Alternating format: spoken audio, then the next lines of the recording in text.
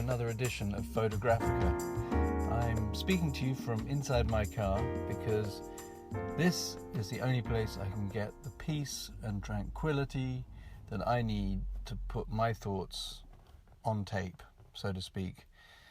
The house, the studio, everything is full of noise and people, and so I just need to get out. And so I'm talking to you quite strangely while sitting in my car, which is parked outside my house. So, excuse me for that sound quality admission. So this week, or this edition, I have a great conversation recorded with the noted director, Jonathan Teplitzky, who is also notable for being my first cousin. We grew up together, we discovered photography at about the same time, and I consider him to be somewhat my older brother. We discuss everything to do with stills photography and how it leads into film and the connection between the two. And because we know each other so well, we can talk on many different subjects in quite a good deal of depth. There isn't any preamble or shilly-shallying. We get straight to the point. And beware, because some of the language can get pretty fruity, but that is the way we speak to each other, so it was impossible to turn it off for the recording. It would have been unnatural. And so our natural sweary selves do come out, I'm afraid. Anyway, without further ado, I give you my conversation with Jonathan Teplitzky. Why the fuck is that not recording? Should I press... Why? How the fuck is that recording? I'm sorry about that. We're going to go all the way back to the beginning, okay? Because we're going to... just to fill everybody in, because it is, I'm no expert at this, but we've just been talking for a while, and it was great. A couple of hours. Yeah, and I just realised I hadn't pressed the recording button. But no, we're going to go back to the beginning where we started, because it was really we were talking about how about my assistant Jack had his degree show last night at Camberwell. And I should say, before I get into that, is that I'm here with Jonathan Teplitzky, who is my cousin, but he is also a director who currently is seeing the release of his film Churchill in the cinemas, and has previously directed The Railwayman, Better Than Sex, Gettin Square, and Burning Man, of course, and is about to start working on Mr. Cranky in Australia. And he is Australian, as you'll no doubt discover, and so many of his films have been made in Australia, but he's now living in London, and with his partner Jessica Hobbs, who is also a director, and one day I may get to talk to her too. But we've been so going back, I'm going to say that Jonathan lives not far from where I live and work, and knows a lot of the characters around Golborne Road that I know too, and is very much part of the photography community, as well as being a film director. And I'm going to talk all about how he went from stills into film and so forth. But just what we were talking about before we started was that my assistant Jack McVan had his degree show at Camberwell. He's doing photography as fine art, a BA course, and he was just finishing. And so I went down to see their degree show last night, and I was saying to Jonathan that I was impressed at how pissed Jack was, in fact, and how chaotic it was. But it was really good. It was really good, and it was just a lot of people doing a lot, just really bright, exuberant, energetic stuff, and it was very refreshing to see, even though a lot of it was, I didn't understand perhaps, or I wasn't aware, I didn't have enough time to get to understand it. And one guy who was, I think, on track for a first class degree in photography, his exhibit was a blue door. So there was quite a lot of photography there that wasn't photography. There was one guy exhibited mirrors and bits of tree and stuff like that. And that it's interesting. One of the things I remember when I was at film school, and because it was a degree course, the film school and the photography school did all the intellectual stuff together, the academic stuff together. And so there's always a lot of exploration and discussion and debate about what an image was, which I think is a really kind of interesting thing. However, I do also think that looking back on it, it's a good process to go to, but there's also a lot of crap involved in it. You know, there was a lot of that thing of, I mean, I remember one person going, just sort of almost giving up on taking images because morally, and they got so caught up in the kind of moral responsibility of it that it completely destabilized them. Yeah. And it's so interesting. But do you think... That's why I think the Blue Door is an interesting one, because sometimes people just become so sort of superior intellectually and have missed the point of... And I'm not saying that was the case with him. Well, I think that it's interesting. I think it's interesting because I think that I was talking to Lenny about this, Lenny Neumann, who's one of the photographers who hangs around with Portobello and Goldborn and whatnot, and he was saying that, and we were talking about it, and I was saying, well, I think that there's two kinds of thinking about this. That there used to be just taking pictures, because that's what, and we're going to come to that, but that's what I love doing. That's what in the Cartier-Bresson type. Well, in any kind. In any kind, just taking pictures of for whatever reason, for the love of photography. That's it. Okay, and then there's this inquisition or disquisition on what is photography. Okay, and that's what this is about. That's what they're looking for. So the colleges are not, or at least the fine art colleges are not interested in photography in that way. There's two sides to this, and they're very, very different. And with the advent of digi, then they've got even more separated, because people are really, if we wondered what photography was before, people are really having to wonder what photography is now. I think with, unless the two can find a coexistence, I'm not sure that it's actually doing a lot of good. If it's about separating all that stuff out, because you take a photo. I mean, I remember it when I was there doing a course. There was people would get marked down for just taking a beautiful photograph or whatever. But street photography now has become sort of a huge renaissance in it because of the accessibility of cameras and all the rest of it. Yeah. But what's interesting about it is you take a photograph of someone, just like that photograph I showed you just before of that guy, with his Mohican who runs the trains at Oxford Circus, and it's not only a performance piece that you're photographing, it's also just his look, his behaviour, his interaction with the public. That's a guy who once every minute goes through the same routine of, you know what it was like yesterday, it was about 5 million degrees under there, of going through this sort of performance. And there's something that tells you about humanity about a photograph like that. I completely agree with that, and I also think it's the surrealness of it. And that no matter how far you look into something, you can't get more surreal than surreal. No. If you, I mean, and on the one hand, I'm quite sort of, I mean, in the heat of last night and the headiness of like having hundreds of young people around doing something, looking excited about what they were doing, all that. I can kind of get carried away with what they're doing. I can see what they're doing, but all I know is that every time I've ever tried to think conceptually about anything, it never goes. For me, it never goes anywhere, because I feel like I've lost the point. If it's not about...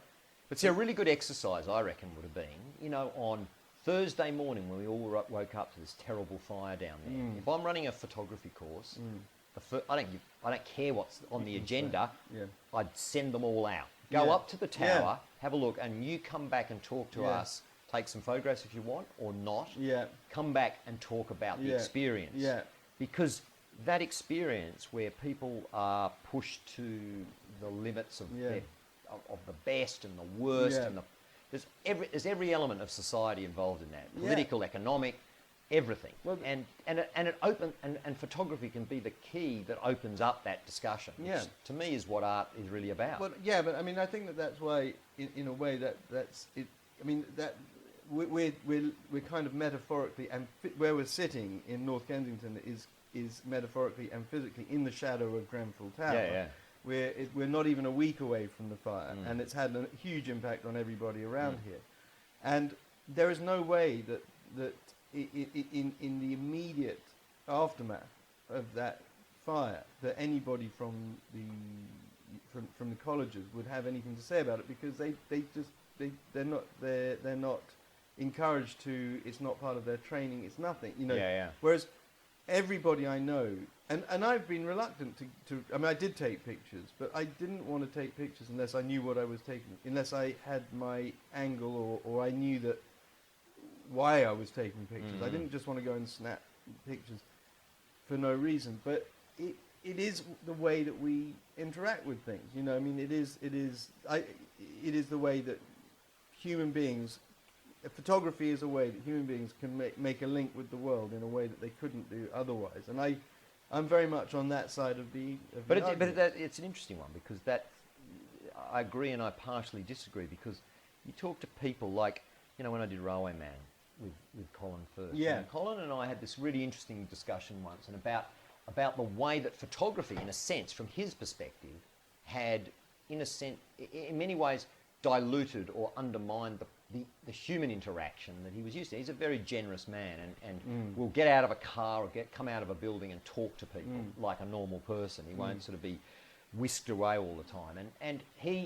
But what he found was increasingly that people just stuck cameras in his face because, and it's not even necessarily about that. It's about, for those photographers or those people, the experience was not meeting Colin Firth. The experience was going away and showing their friends, and that's the experience. And so it's a distancing experience rather than a human one. But I completely agree with that, because I saw down at the fire. I mean, on the Saturday. So whatever, 3 days later. And I noticed this actually on the day when the building was still burning, that people were seeing this in that sort of terms. In a sort of. So I'm not. So yes, I completely agree with you. I think there are people out there, serious-minded photographers, whatever, people who are into use photography in a sort of serious way, who are going to use photography to describe something about their experience of the tower, an event burning. or whatever. Yeah. But then there were so many people just doing sort of Instagram type shot, whatever, like snaps of it, to show that they were there, so that making the tower about them. Yeah, exactly. I in the end I took no photos when the tower was burning. Yeah. And this in no way is this a black and white type of thing, and it's where the right and wrong is.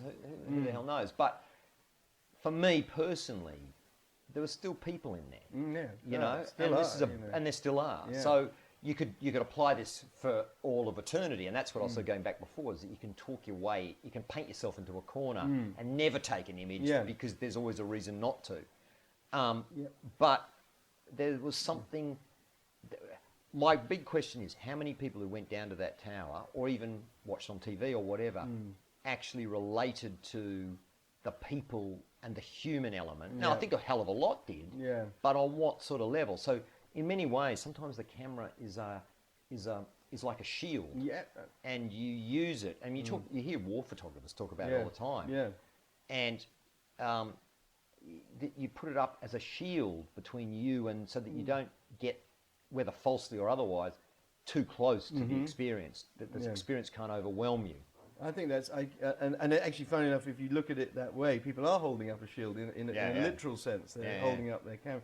And when I went down, like I was going to say, there were two. Well, it'd be impossible to say there were two kinds of people down there on Saturday, but there were certainly the people who were there who were just standing, looking at the pictures of the missing, the flowers, and there's a sort of remembrance wall that's sort of opened up, and people sort of walking and being very quiet. And I'm sure people are still there today. but then there were the people. I actually saw people having selfies taken in front of the town, you know, and you just and then that makes you think, well, does everything have to relate to you? I mean, is this what for this is a really important sort of moment for photography, because it now looks like photography is becoming a way of just relating you.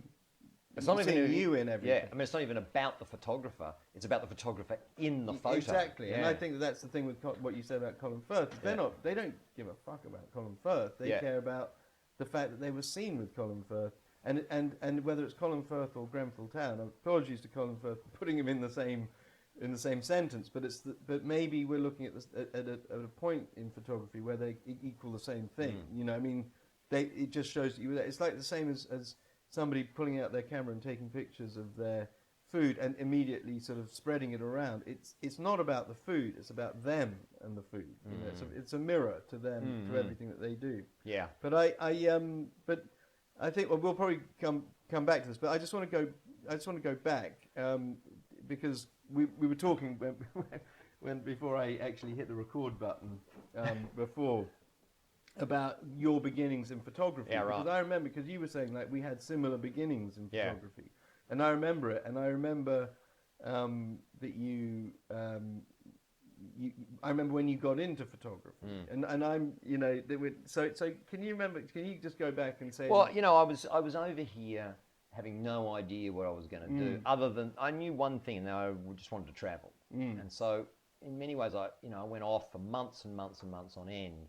And just travelled around Europe and the middle, you know. North. In those days, you could go to Beirut for the weekend. You know, that's how long ago it was. And I just start, you know, I travel in photography just at a lens, because you see some, you know, your senses are overloaded with stuff, and that was a world that was a lot more accessible than it, you know, that's 30 years ago or even longer. And I just got into photography. I always had I think I said this to you before. I always had a sort of a connection with the idea of an image, and the still image, and one image being able to describe something, and elicit emotion and elicit some sort of communication. Yeah, I mean, but you were the first person, as I remember it, who ever introduced me to Cartier-Bresson. You know, I wasn't aware of him. I bought that book back from France, I think. Yeah, and I remember. Mean, that was when? I mean, that was like. That was like well in middle 80s. Yeah. And I can remember. I mean, I suppose somebody is going to introduce you, if you're into photography, at some point to Cartier-Bresson. But that I remember was a time. So in a way, I've always associated that with your work. I guess, you know. Yeah. But then I think that quite a lot of what you've done since kind of doesn't, has drawn on from that sort of. We'll come to this, but there's a sort of surreal view in your work as well. Yeah. I mean, I like, you know, to be honest, I'm not someone who likes one particular thing. I like exploring stuff, you know, and what I always liked about Cartier-Bresson, which I'm sure a lot of people is that if you actually look at many of his photographs, they're great they're great compositions. I mean, his sense of composition was incredible. Yeah. And that's what I love about one of the things I love about photography is composition, the way it's framed, you know, other photographers are much more looser and much more, and partly my film, sort of the film side of makes me more compositionally aware, but, or certainly more focused. But I loved the fact that he created these natural and what felt like you were just in there with the picnickers on the riverbank, or you were there. Funny, that was the picture I was thinking of, actually.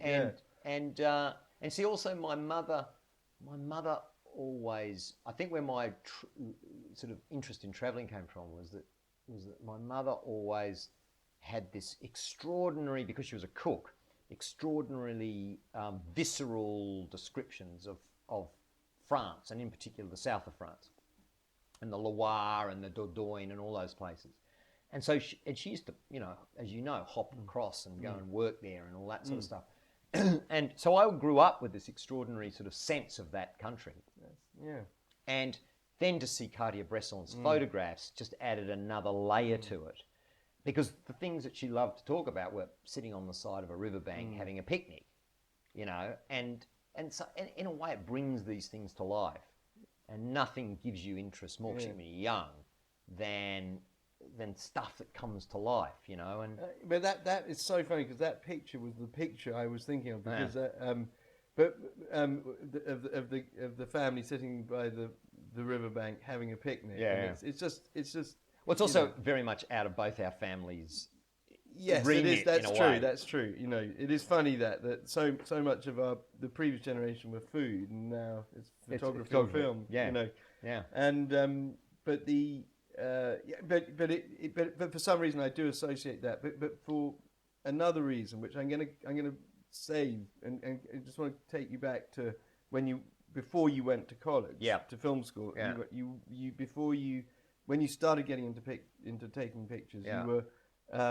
What was it that sort of when you started taking pictures seriously as opposed to just because you started thinking as opposed to just holiday snaps? Exactly, yeah. Well, you know, I remember being in Greece.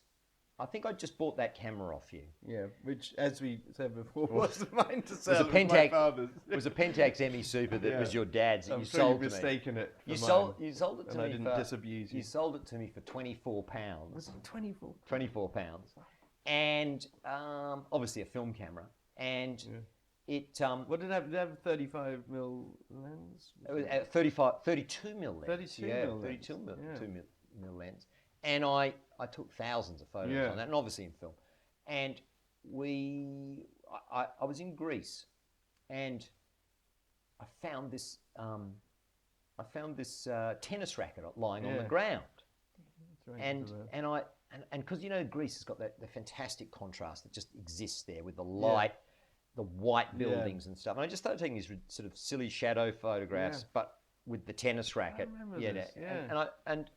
And it just, I spent almost sort of 4 or 5 hours just tooling about, and then from there on, and that was very early on in the trip, and I was away for about 5-6 months, and I just kept taking photographs and taking photographs and taking photographs, and in those days you could live off £5 a day around Europe, but I was spending probably, in those days, one frame of film you had to be careful about, particularly when you're living off such a budget, because every photograph had to be count. Which was probably lends itself to a much more old-fashioned style of photography. Where you sit and wait, and you consider, and you frame, and you do all that sort of stuff. But I remember those. I mean, it's funny. I wouldn't have remembered unless you'd mentioned it. But I do remember seeing those pictures. I was probably pretty baffled by them at the time. I think I was baffled too. But they were. But the thing I say to people too when I talk about film is that as artists, or if you want to use that word, whatever word you want to describe having a creative endeavour, 90% of the time, and this particularly applies to film stuff because so much of it is the sort of the outside people, people who don't work in the industry see it as a glamorous industry, see it as, people at award ceremonies and the Cannes Film Festival. 99% of the time you spend in process, whether you're walking the streets for 6 hours with a camera and you take one photo that you're happy with, or none, or 500, With film, it goes on for years. You're working on the script, you're trying to get the finance, you're making the film. You can do it. But unless you love the process, I don't understand the fucking point in doing it. I completely agree. I think that people, people can crap on about the result as if it's sacred in some way, and that the process has got nothing to do with it, and it's all about this one image at the end of it. And a lot of photographers hide their process. They don't like you to know that they've shot 200,000 pictures. To get to that one. That's great.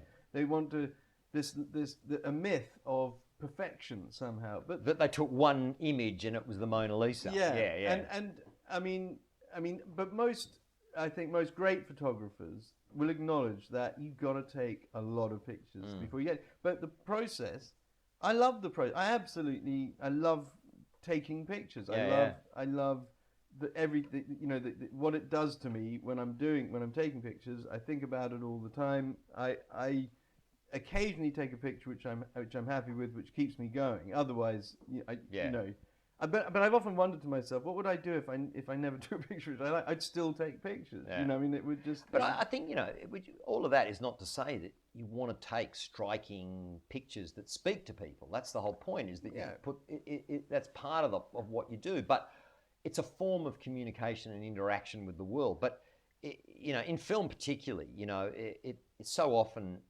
good is related to how successful it was at the box office, or how many good reviews it got.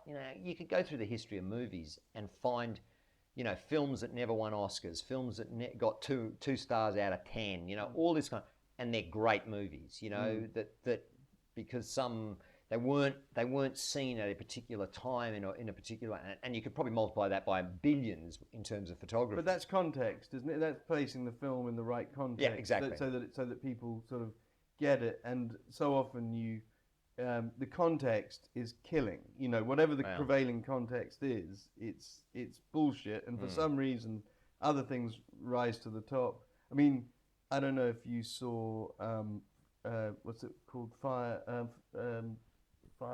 No, a film that was out recently. Oh God, it's terrible. I shouldn't have brought that up if I didn't know what it was.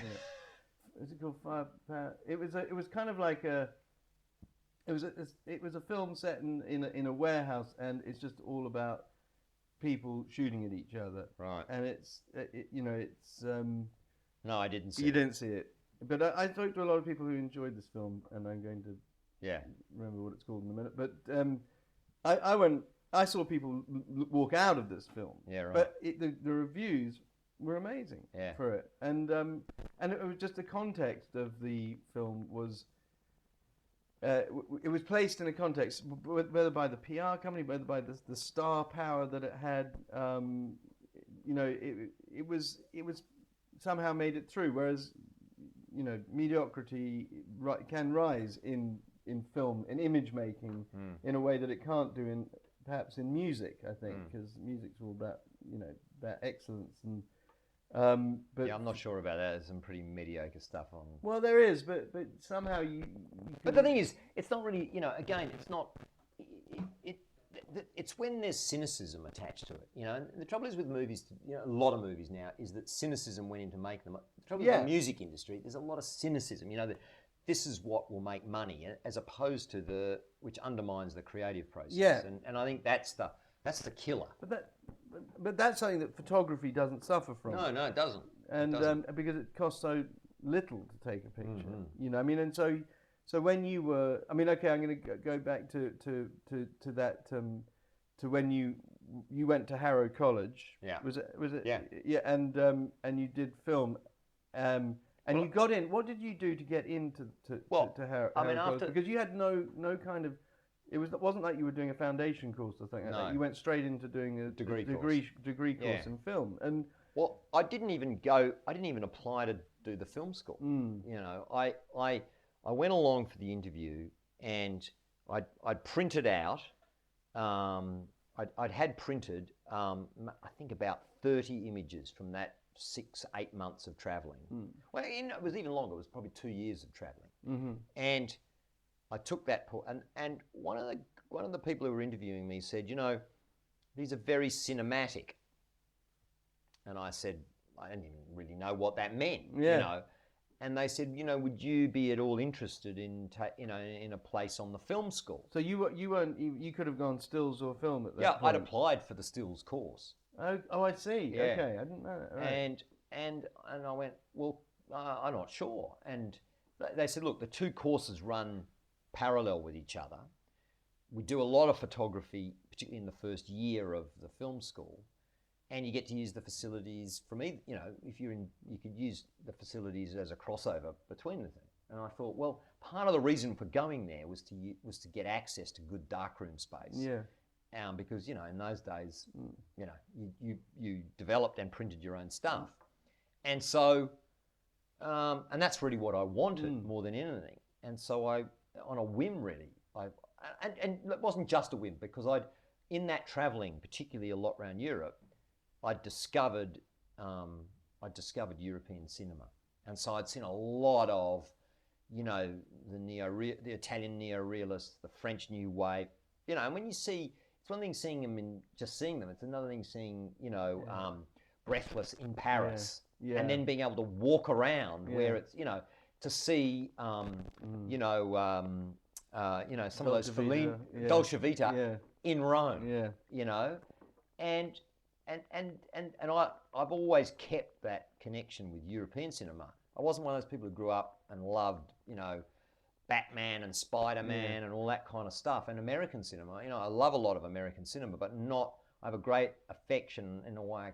came to, and it was really I saw in 1984, I think it was, I saw the Jim Jarmusch film Stranger Than Paradise, which is nothing more really than about 140 stills, because every scene is one shot. Right. And, and that's a little black and white thing. And you look at it and you go, at that, before knowing anything about it, you go, well, I could do that. Because on the surface it seems incredibly simple. If you look at the Matisse adage of what simple is you've got to become, the world's greatest draftsman of all time practically, and then put 4 bits of collage on a piece of paper. But that, that shit like that you learn as you become, you get into it.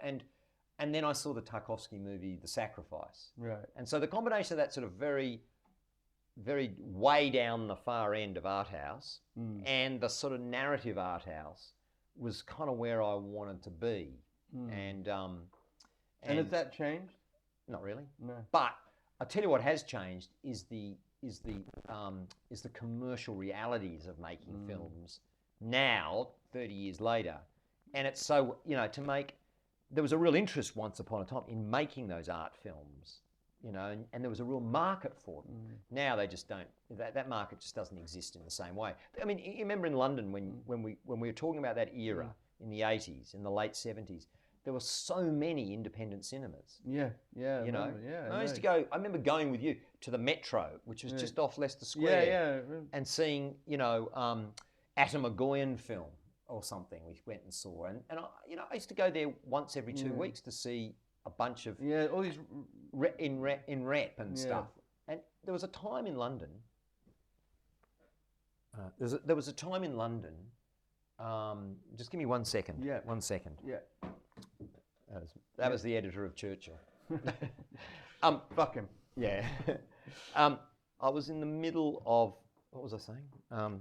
You were talking about that number of just the number of independent cinemas. It was brilliant. There was a time in London where you could literally go, I'd really like to see The Bicycle Thief. I'd really like to see any film, no matter how obscure it was, and within the next 3 weeks it would come on somewhere. It's ironic, isn't it, that in the video age, the digital age, rather, that you can't, because now it couldn't be easier, because then they would have had to get a print of the thing. Yeah. It was a What's thing, interesting is that unless they deem it, I guess, financially viable, there's no DCPs. They're all prints of these films. A DCP is basically the digital finish of most films now. Yeah. So that you don't finish on film, you finish basically on a thing that is a digital master of the film. Yeah. Which is why now, when you mix and grade a film and deliver it, as long as the cinemas are more or less set up the same, you can replicate it exactly, and you can go and see it in that cinema or that cinema, and it looks and sounds the same. Once upon a time, you'd go to X, cinema Y, and the bulb was, in the projector was a bit old, and so you'd get a slightly more yellowy, glowy, flickery look, and all that kind of stuff. But that's interesting because with more control and more kind of perfection, technical perfection, actually we've lost, with that, whether it's related to it or not, we've lost the choice, that we used to have, and the ability. And also, I was thinking, how funny it is that you say there were people like Tarkovsky making films. Well, Woody Allen is still just about making films, but he funds them, in the most, peculiar way, in terms of the film industry. But to make you would have thought that it would have been easier now to make a film with the technology that we have available to us. In some respects, it is. But that isn't being borne out in terms of cinema releases. No, because that's That's the cost of releasing films. Yeah. And the completely inability to judge whether it's going to be a success and you're going to get your money back. And also, everything just costs so much more money. So when somebody was backing an art house film in the 80s, did they have a greater chance of getting their money back than they would now? Well, here's the thing, right? Is that we recently 6 months ago, we went and saw a remastered print of Ryan's Daughter, David Lean movie at BAFTA. It's like a 3.5-hour movie. There's an interval where you're going off and have tea and scones and jam at the BFI at BAFTA, and it was brilliant, absolutely brilliant.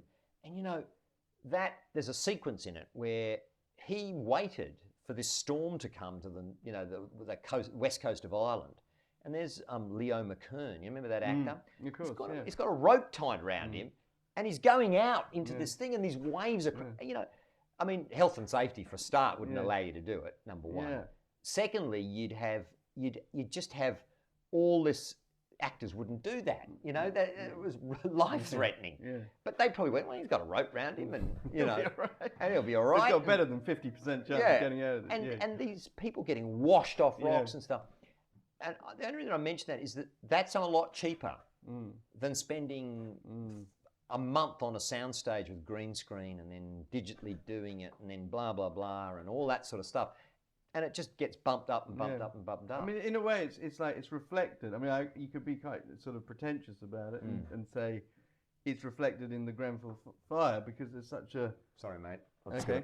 No, that's all right, he's gone. That was the producer of Mr. Cranky. Oh, he can get fucked too. Yeah, he can get fucked. But there's everything's becoming polarized. Like so you've either got shit on the one hand, or you've got or for the sake of the argument, you got the low budget stuff, which is just awful, and the ones that make money, I'm sure, are the things like Birdemic and what's it called, B-Nado or something, any of these ones which are just so bad, but they somehow YouTubers given them a sort of almost But I mean, commercial certainly a layer up from that, but you get something like Whiplash. Right. It must have been, I'm pretty sure that was a fairly low budget film. Yeah.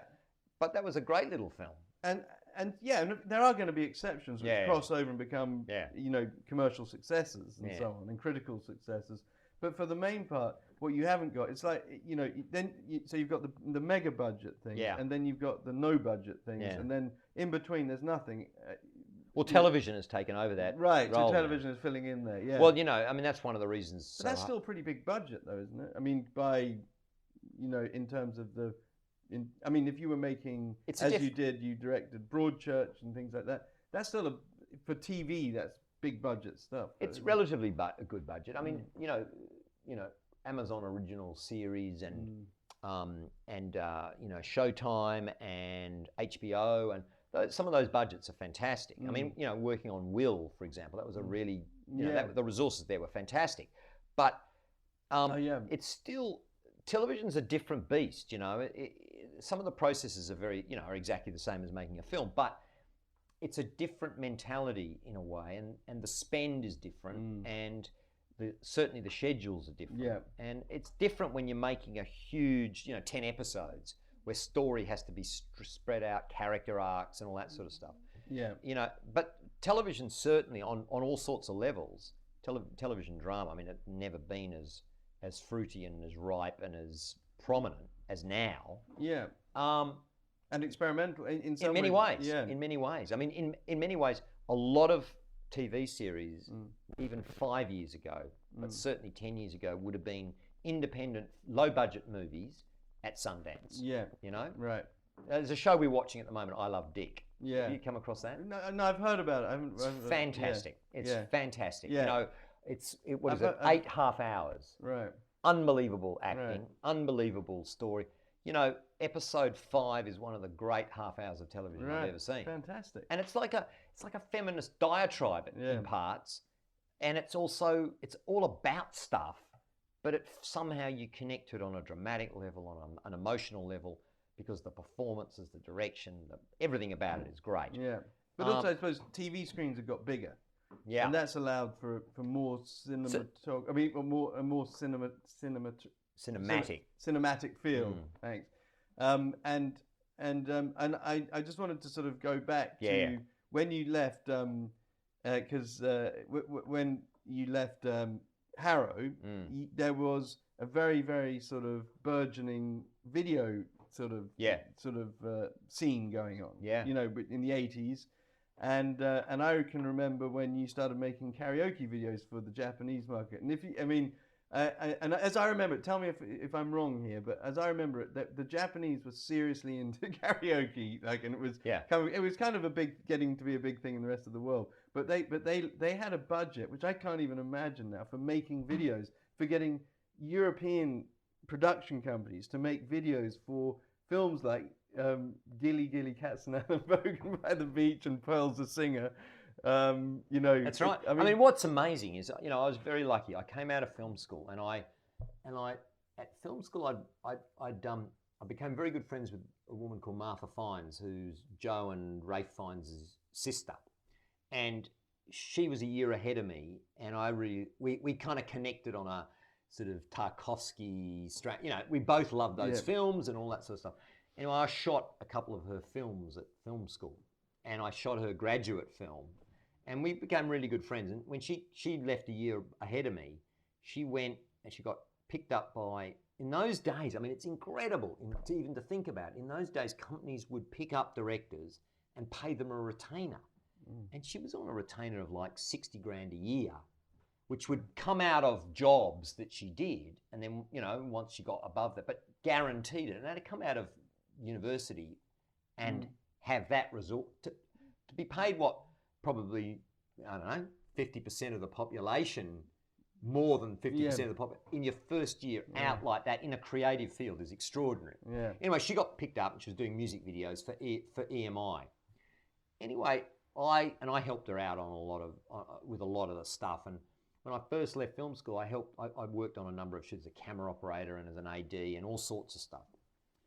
But I got to know the producers there, and they had just got the contract for making these karaoke videos. And at that time, karaoke wasn't sort of go down to, what are they, Songbox and in Soho and sing to a screen.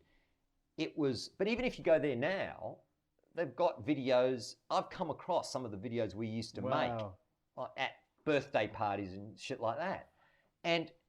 But what was amazing about it, in that year after I came out of film school, I did the equivalent of about 40 of them.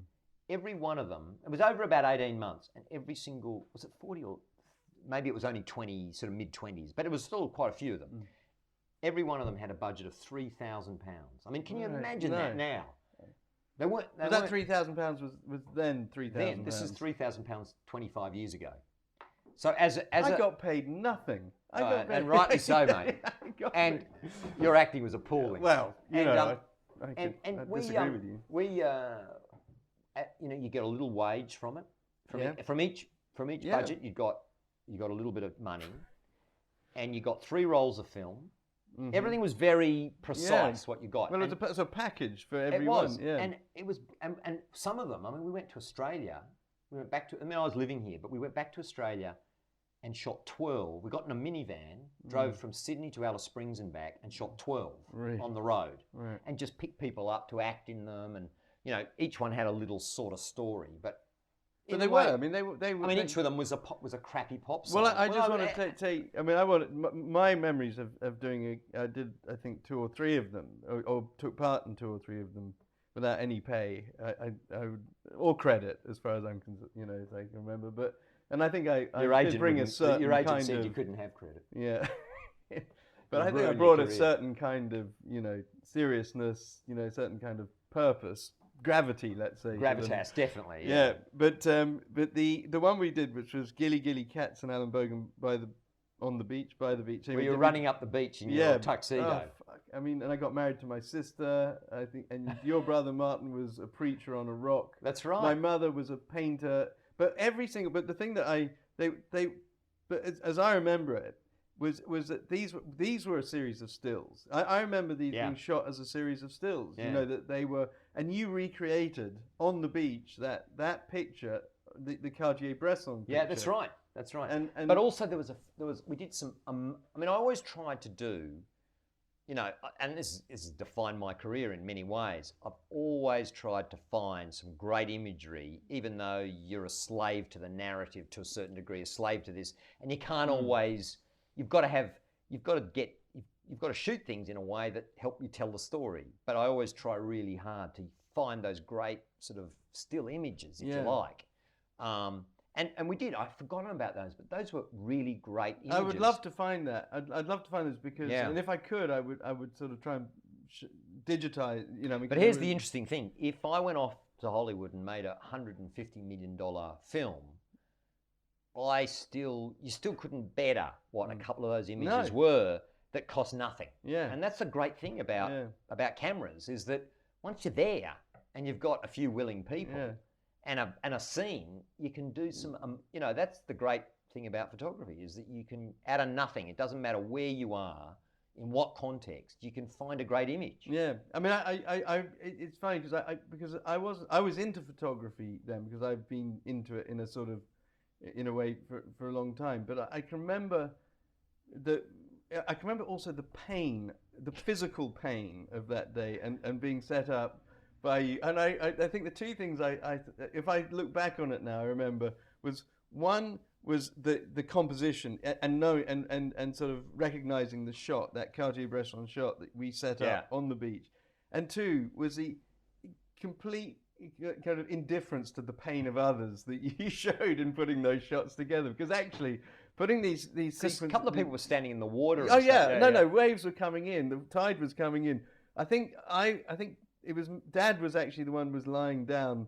He was playing the part of the guy lying down in that. That's right. Yeah. Banks of the river, and I recommend anybody listening to this looks up the Cartier-Bresson shot of the picnickers on the bank of I think it's the Seine, because that was replicated with much care and precision on a beach in Dorset, where it was much less practical and uncomfortable to do so. And I think it's funny how when I look back on that actually the way you start with things is the way you continue with things, isn't it? Completely.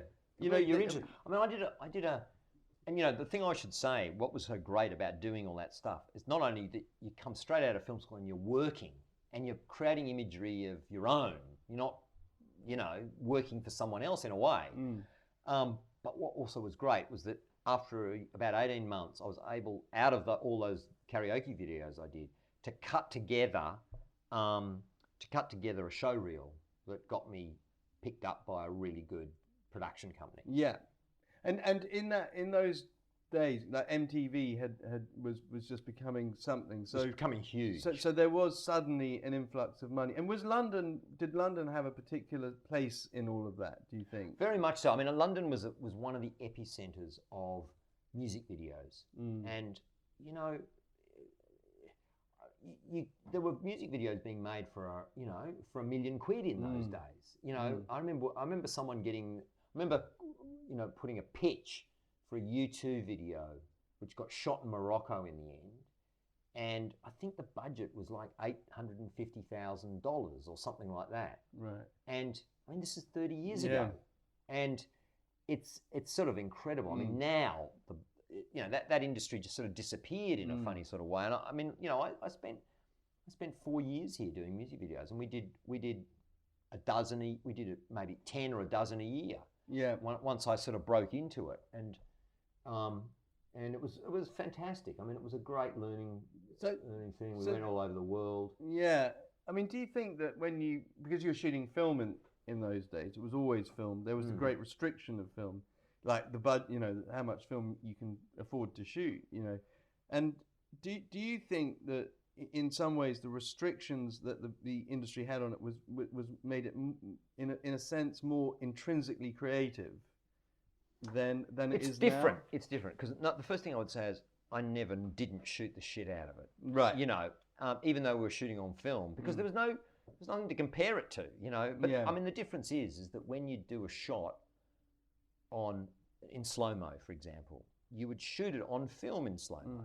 And that's what you got. Yeah. It wasn't like now where you can shoot it like on Will, for example, or on all the TV shows I shoot now. we'll shoot probably a third of the drama, even dialogue scenes, at 100 frames a second, and 150 frames a second, or at 50 frames, and because digitally you can just put it to normal speed, and so in fact when you get the rushes, you get it at the speed you shot it at and at normal speed, and it's all synced up and all the rest of it, and then out of that I get so many more options to edit interesting moments that aren't at normal speed, if that makes sense. Yes, that does just about. But what I don't understand is how you retain all of that, or in your head. I mean, like I don't. With stills photography, it's so simple. You know, I mean, but I guess the most complicated as it gets, it's still, you don't have to keep a sequence in your head. The thing about filmmaking, it's a complex thing, but you've always got this dialogue going on in your head about the juxtaposition of imagery. I certainly do. Right. Like, you know, on this last show, cut to cut. You know? Yeah, and sequences. You know, in the script will tell you one thing. Like, for example, in this thing I've just done, there was an execution. This is all set in Elizabethan. This is Will. All set in Elizabethan times. Just tell me what Will's. Will is basically this incredible show which is coming to TNT next month, which is a network in America. Yeah. And it's about the early days when William Shakespeare came down from Stratford and discovered the Globe Theatre and started writing his plays. And the first series is incredibly about the writing, well, not just, but it's a big part of it is the writing of Richard III and what all that's really, really about. It's absolutely fascinating. Anyway, and this is the time when the theatre was the rock and roll of the era. You know, this is mosh pits and punks and goths and all this kind of stuff in that environment watching plays. And that was the big communication of the And there day. wasn't a sort of elite, it wasn't, well, I mean, there would have been a sort of... but they were all mixed together, you know, at the Globe Theatre, you know, and what was it called before that? Anyway, it was...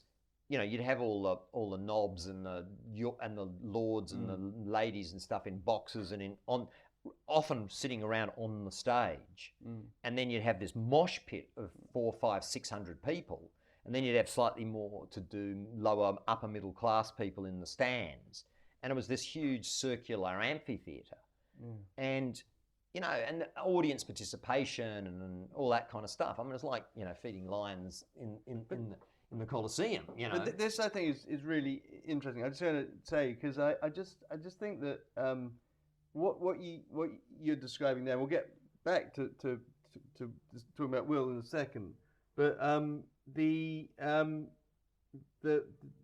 thing is that was about enjoyment. There's a sort of point where art and enjoyment and entertainment, you know, come together, and I think we've kind of lost track of that quite often. You know that there's a so-called highbrow or lowbrow, you know, stuff, and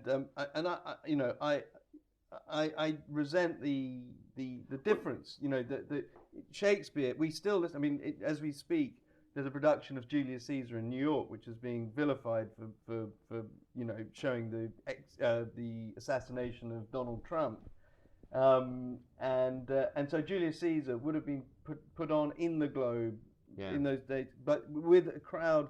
But now the people who go and see Julius Caesar by Shakespeare would associate, but voluntarily, you would associate or assume that they were of a certain kind of class, or I mean, yeah, I mean, that's the thing, is that, but in a way, there was no such thing as rock concerts. There's no such thing. There's so much more that attracts people of both class and age. I mean, you know, to generalise, opera is seen as this sort of very highbrow, or the ballet, or you know, this very highbrow thing. In a way, what that early theatre was, well, it's not early theatre because it was a billion years before that, but what that Shakespearean era was about throwing everyone in together in a funny sort of way. And you know, it was what I can't remember why we got onto this, but it was about it's about that thing. And the thing you realise, because there's so many bad Shakespeare productions done, and because of I think possibly the way we learn it at school,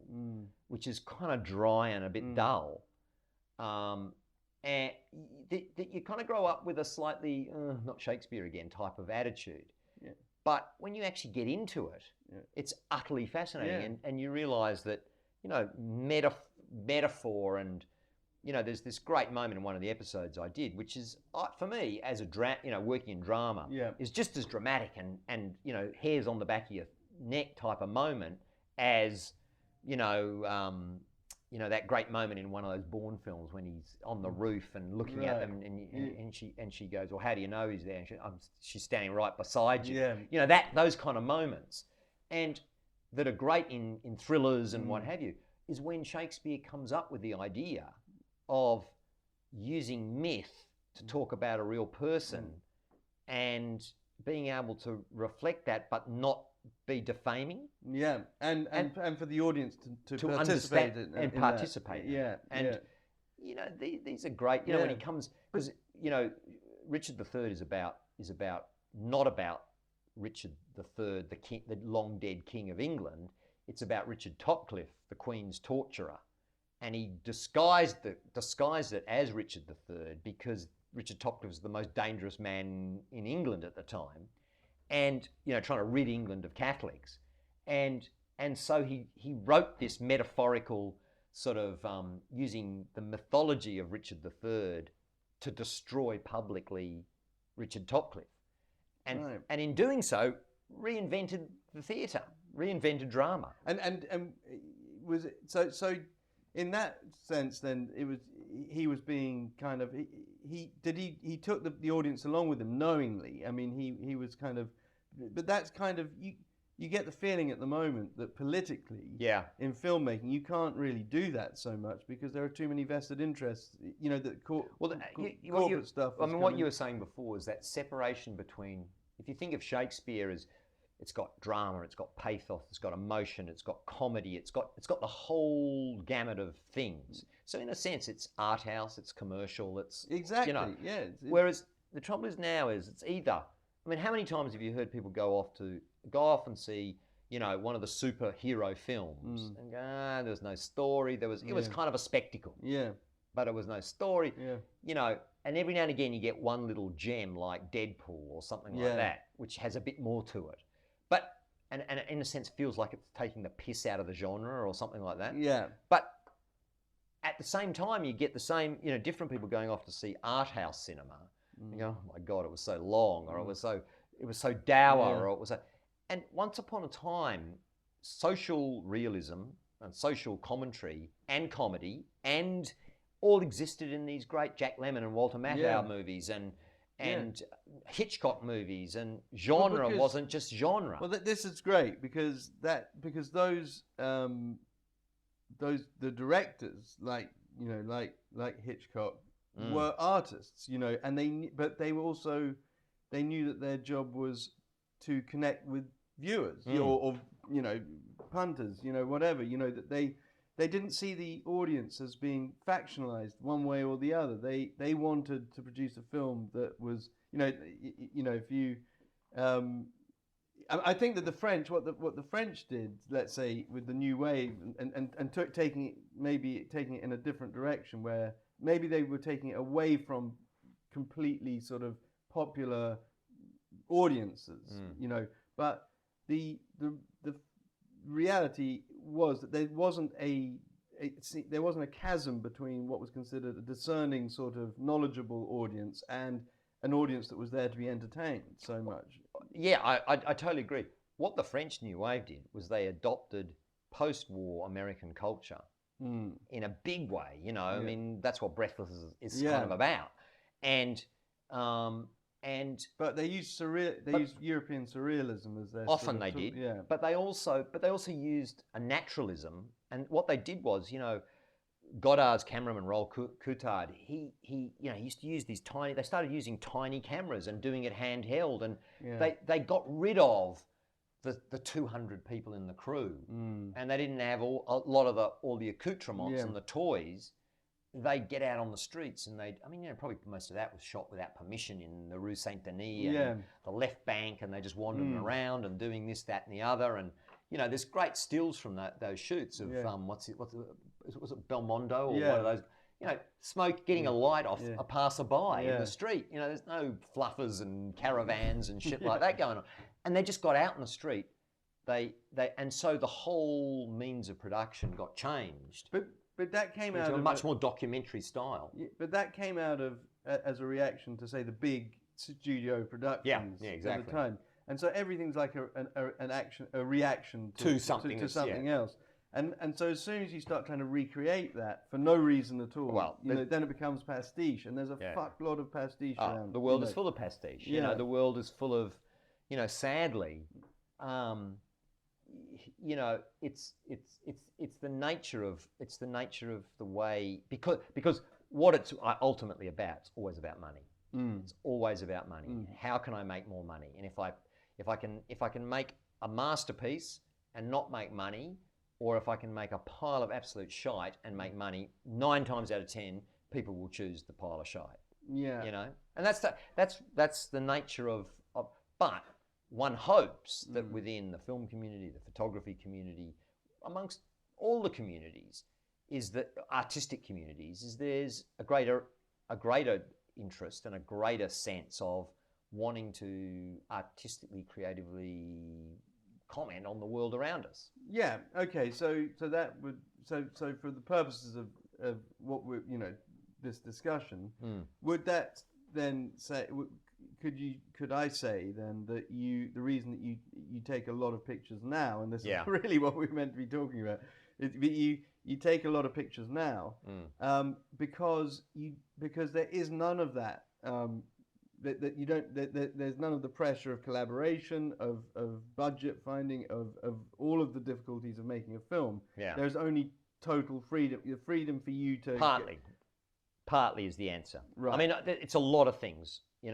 It's just. But you're pretty prolific as a stills photographer. Yeah. I mean, in the sense of taking still pictures. Yeah. You're quite prolific. Quite probably the most prolific person. Well, I feel a day at the moment. I feel a day hasn't sort of been. I haven't achieved something of what I would like to, if I haven't sort of taken a photo that I like. Yeah. Which I know is that's just. But the thing about it is, it's what you said before. It's partly just the joy of wandering around taking photographs. It's also, I don't have anyone telling me I've got to cast this person, or I've got to do this, or I've got to do that. Sam, what's his name? Bob Hoskins, the great British actor. He directed one movie, and someone asked him, what was it like directing a movie? And he said it was like being pecked to death by 1,000 seagulls. And that's what it's like. And not having any of that is great. But also the love of the image, the love of the process that gets you there. It's like I took that photo of that guy on the station yesterday, and I'd seen him around a little bit, never quite had the time or whatever. And I just... this is the guy on Oxford Circus, yeah. Who's got, those listening, a massive orange Mohican, which you don't see that often anymore. No. And extremely well maintained. And I tell you, there's a great documentary series, or there's a great something to be done about those people whose job it is to be on the platform and say to everyone, stand clear of the doors, mind the gap, blah, blah, blah, trains leaving. Because what's amazing, and Britain being at the forefront of this, is there's every fucking person is an amateur comedian and an amateur performer. And it's amazing because some of them are bloody funny. Yeah, and they have their own shtick. And some of them are a bit on the spectrum as well. Yeah. And they have their own shtick. They have their own this, that, and the other. And this guy just stands, because of his visual look, he's got the little baton, he's got the walkie-talkie that connects to the PA, and he does an amazing job. Yeah. And you get all these people wandering about in suits, and in the middle of it is this orange guy with a Mohican. Yeah, I mean it's that sort of, it's kind of like he knows. It's very British that, because he is eccentric. He is an eccentric. Yeah. But he probably doesn't know just quite how eccentric he is. But he just does it. But that's the beauty of an eccentric country, is a lack of self-consciousness about their eccentricness and an acceptance of it, because he's not. I mean, I know the guy to look at, and he's and without trying, he does look like he's been washed up on the shores of a past culture. You know, Completely. But he has got this fantastic. I mean, circa King's Road, 1978. Probably his moment, the moment that mattered most to him in life was that moment. It was a moment that happened on the King's Road in 1977 or something like that, and he's never seen any reason to move on from that. But to have to have that day job, as it were, and still maintain his brilliant kind of I wonder what he'd persona. be like at home. I wonder what his home life would be like. I always wonder when you see people with Mohicans what it'd be like. I don't know how you sitting down having a cup of tea. How the hell do you lie on your back? No, I think they have special like frames, like a pillow with a crack in it. I think they sleep hanging upside down like bats. In fact, maybe you sleep head to toe with your partner, and your Mohican goes down the crack of their ass. But yeah, I mean, you'd need a big ass. Yeah, you would with that one. Yeah.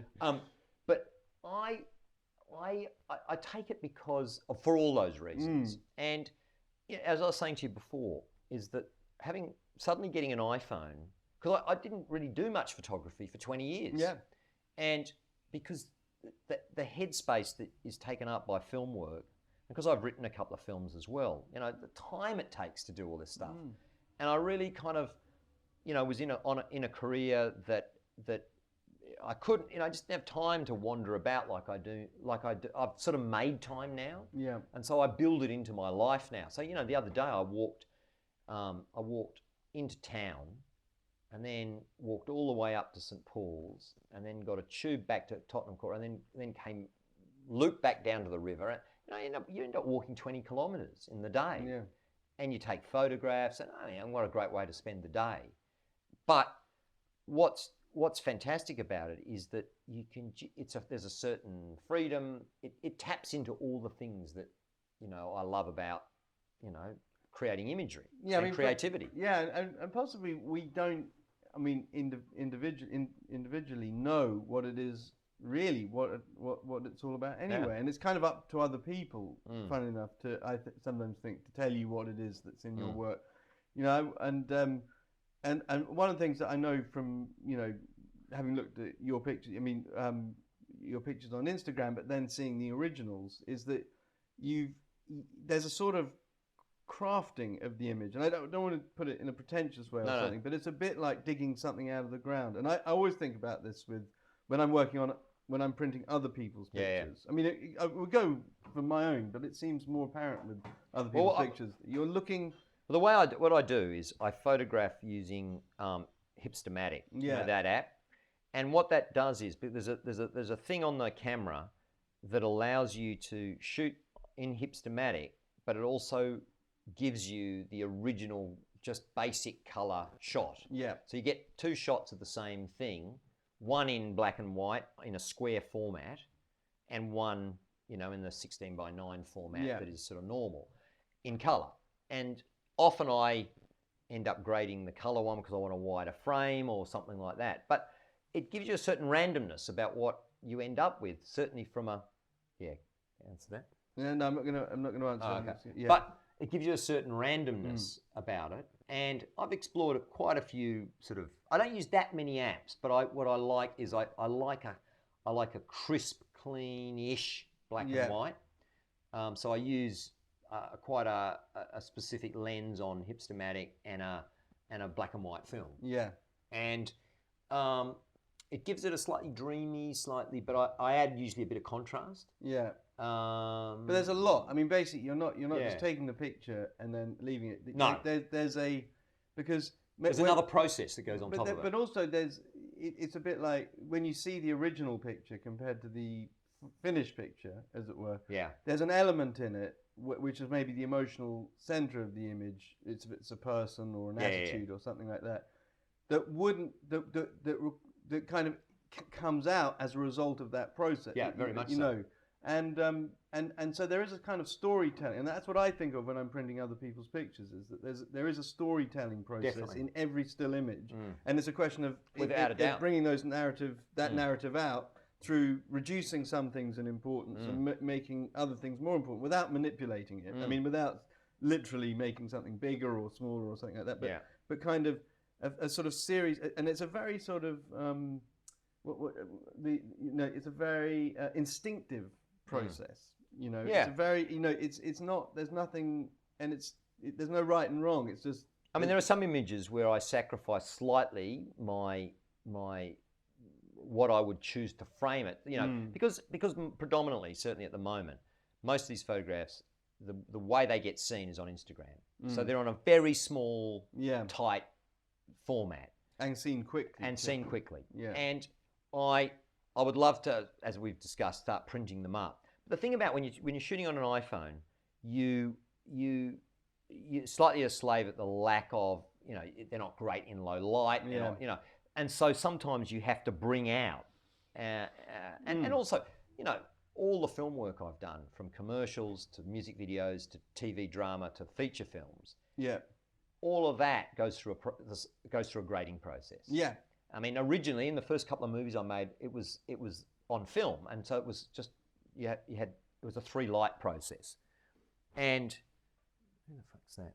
Just sorry, mate. Give me one second. Hello. Fucking Churchill are ringing me today. That was the DOP. Right.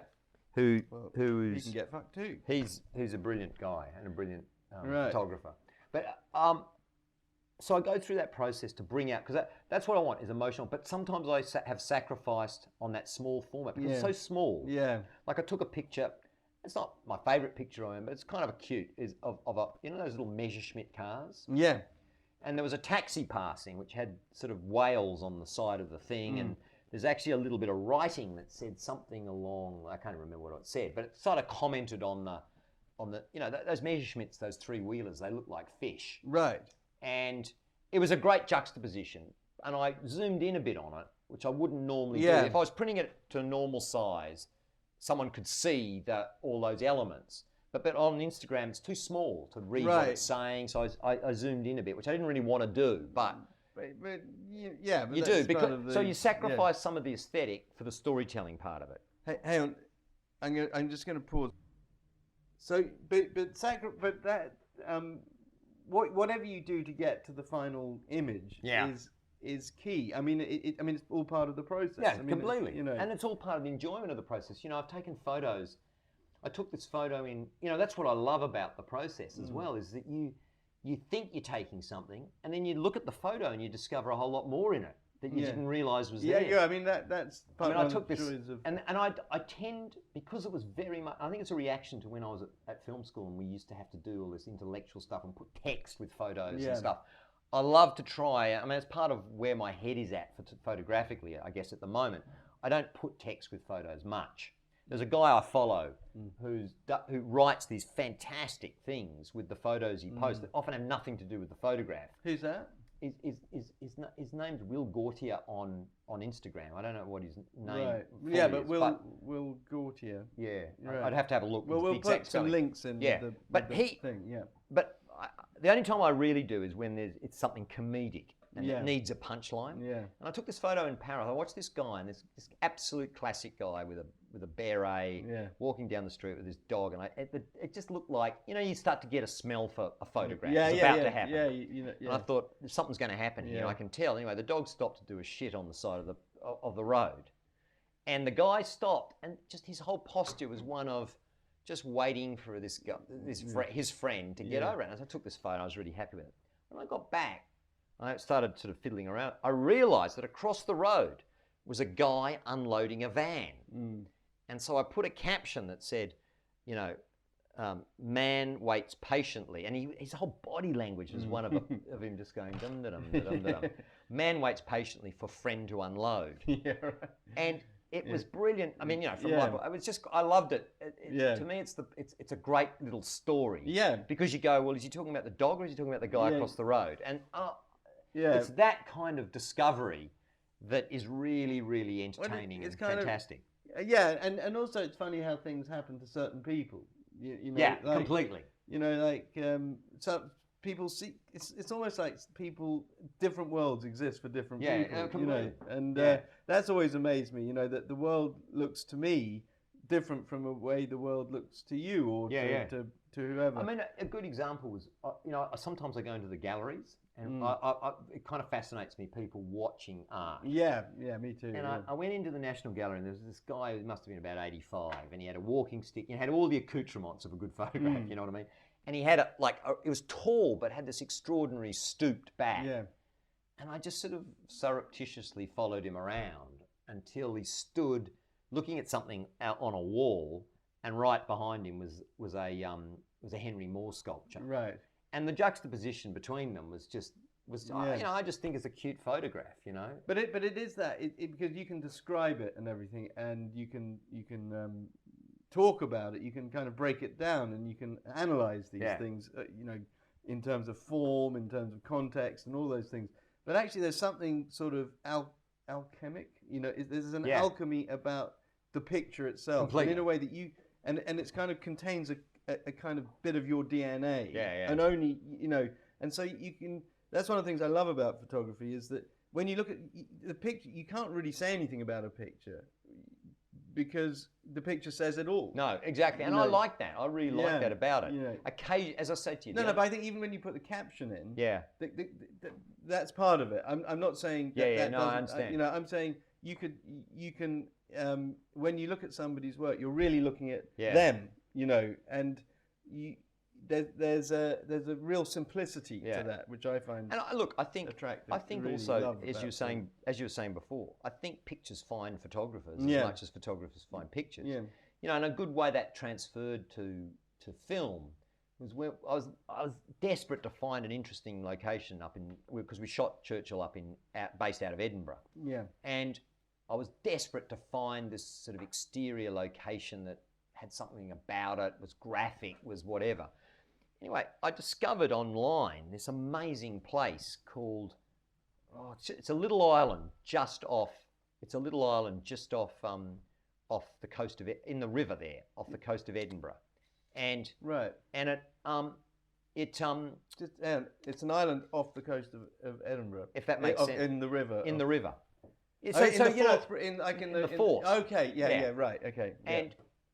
But the tidal range there is like some of the biggest in the world. Yeah. So it drops 30 metres or even more. You're right. And there's this incredible causeway, which it's a small causeway that goes out to the island. It's about 3 kilometres long. Yeah. And during we're telling the story about Churchill. I was just looking for a spectacular. All the way out along the causeway are these 12-foot high obelisks that were put there at the beginning of World War II to stop German submarines coming up the river. Right. And it's just a graphic. It's just and if you see the movie, it's just a collection of graphic stills, really, in the way that we shot the scene. Because we got there at low tide, we go out 500 metres on the sand, and you just got this long, thin line of little obelisks and these 2 little characters having a conversation there.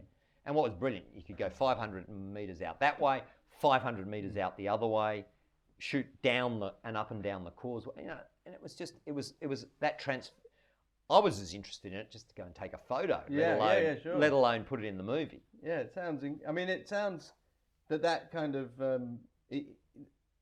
I can recognise it. I haven't seen it, but I can kind of recognise it. I can kind of recognise it from a shot you did in Railwayman along the beach, also in Berwick, I think, which again had a very stills quality to it.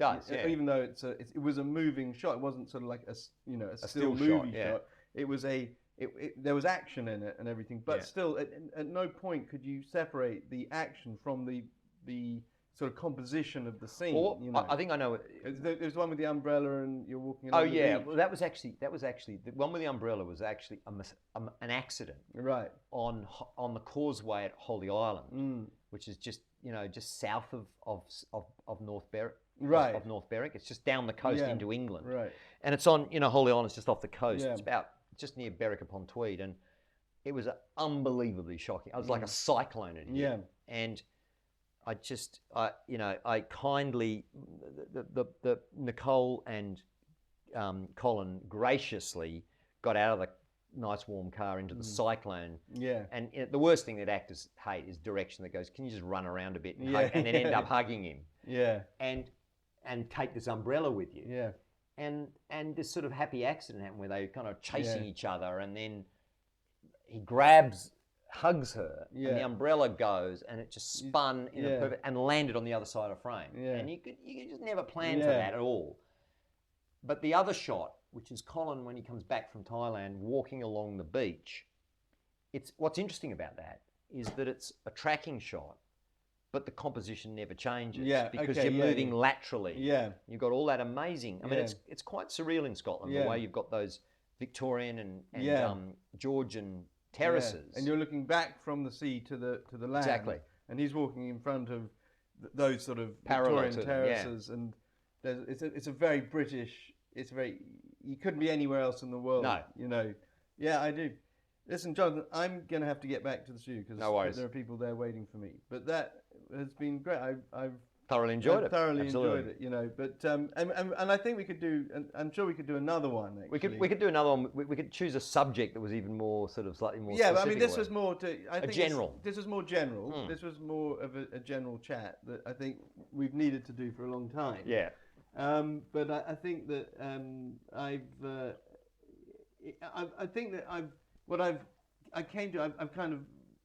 realised something that was sort of in the back of my mind is that there is and it was a sort of assumption that I had, which was that that in a way the fact that you shoot a lot now, stills, I mean, and is because it's a love of imagery above everything else. Completely. And that whether you shoot stills or movies or whatever, that it all comes back to something that you see translated through the lens onto a screen or onto a piece. Without a doubt. You know, I mean, we haven't even touched on the fact that I do a huge amount of stills as reflection shots, whether into water or into windows or into glass and stuff like that, which I now use a lot more in film work. Right. Okay. Well, maybe we should do that as another. Do a reflective one. It's a reflective,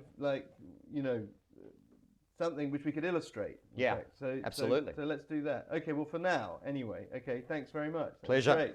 Brilliant. That's good, mate. Yeah. That was great. That was good. I fucking hate that when I cock up the